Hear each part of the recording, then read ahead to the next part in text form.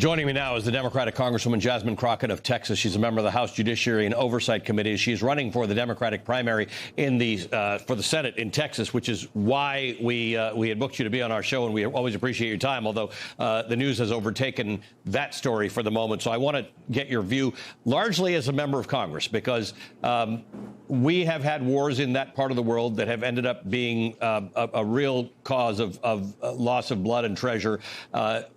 We can have a debate about whether we should be having a war with Iran, and we don't really have much of a debate about whether the Iranian regime is a bad regime. But Congress was not asked about this. No, we were not, and that's the problem. You know, there are people that will land on all sides of this conflict and what should be happening or shouldn't be happening. But the one thing that I want to remind the American people of is that we have a Constitution.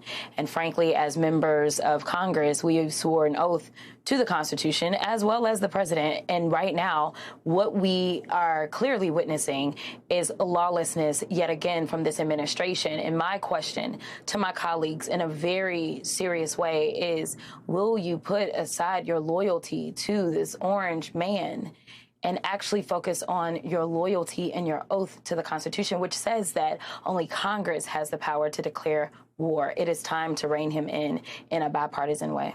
And do you think that that kind of bipartisan support exists? There's actually a lot more bipartisan support recently in Congress than we had grown to expect over the course of the last year. Whether or not this is about approving a war, it's fundamentally about Congress asserting its role as the branch of government that is constitutionally allowed to determine whether war occurs. That's exactly right. And listen, Thomas Massie and Ro Khanna have been working together quite often on bipartisan legislation, including the Epstein files. And so they do have a war powers resolution that they have been working on together. And I do know that Ro Khanna has made it clear that he wants to bring that to the floor on Monday.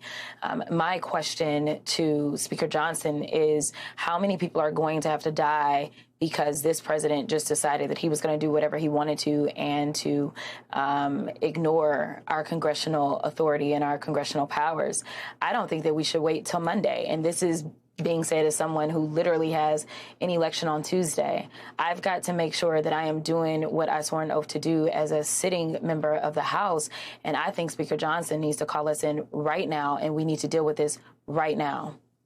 The authorization for the use of military force, which was passed in 2001 in the wake of 9/11, has been sort of stretched and extended, largely allowing the president certain powers as it relates to certain terrorist groups, named terrorist groups. It didn't name ISIS, but it's been legally thought to understand ISIS. It does not extend to the Iranian regime, whatever one thinks of the Iranian regime. You're a lawyer. At some point, if the administration wants to make a case about why America should be bombing Iran, there are lots of places to make that case. I do want to remind people, the president has not gone to Congress asking for an AUMF. This is not even a debate technically that has happened in Congress.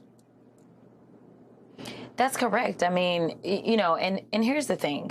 I was concerned when he went into Venezuela, because I said that because of the cowardice of our Republican colleagues, this was going to give a permission structure for bad behavior. And that's exactly what we've seen. Now, we know that he's been flirting with this. In fact, it was last weekend that I thought that he probably was going to do this, because he has a history of doing this right on the weekend when we're not in, when we can't ask questions immediately and demand a briefing immediately.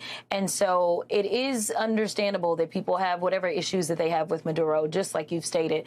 People have whatever issues they have with the regime that is in control over in the Middle East. But the problem that we have is that you are not following the law. Like, that's the issue. If you feel as if you have everything that you need to actually engage in these types of actions, then why is it that you aren't coming to Congress? That is the big question. And my argument is that because you know that you don't have the legal authority, when you go out on your social media platform and you say things like, well, they interfered with the election, that is not a reason to go and drop bombs and kill people and risk the lives of the people that have sworn an oath to protect this country.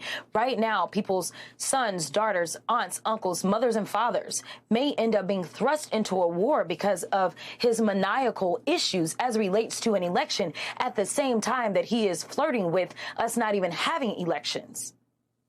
Congresswoman Jasmine Crockett, thank you for your time this morning. Again, I'm sorry I wanted to talk to you about Texas. Hopefully you and I will have a chance to talk again before Tuesday. Congresswoman Jasmine Crockett of Texas is a contender for the Democratic nomination in Texas. That primary is being held on Tuesday, and of course we'll have special coverage of it.